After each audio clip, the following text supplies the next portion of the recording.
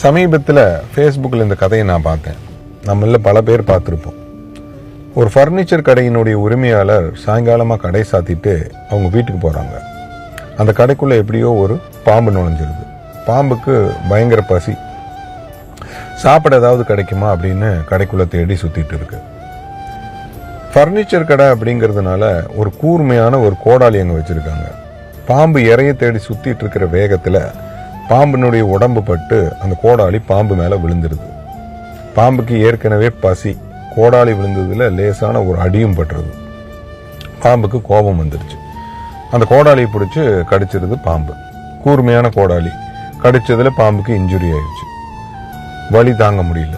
கோபம் ஜாஸ்தி வந்து கோடாலியை டைட்டாக சுற்றி ஃபோர்ஸாக மறுபடியும் கடிக்குது பாம்பு. பாம்பு இறந்துருது, இன்ஜுரி பெருசாகி.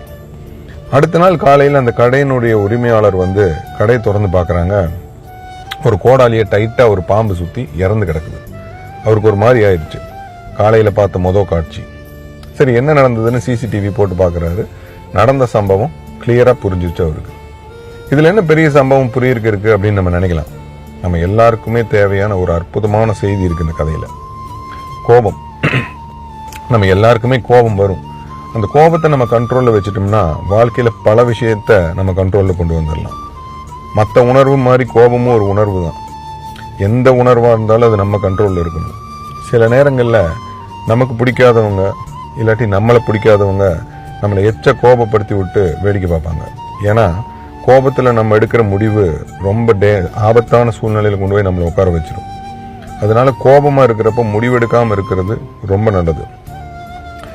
சந்தோஷமாக இருக்கிறப்ப சத்தியம் பண்ணி கொடுக்காத அப்படின்னு சொல்லுவாங்க. அந்த மாதிரி கோபமாக இருக்கிறப்போ முடிவு எடுக்காமல் இருக்கிறது ஒரு மிகப்பெரிய யுக்தி.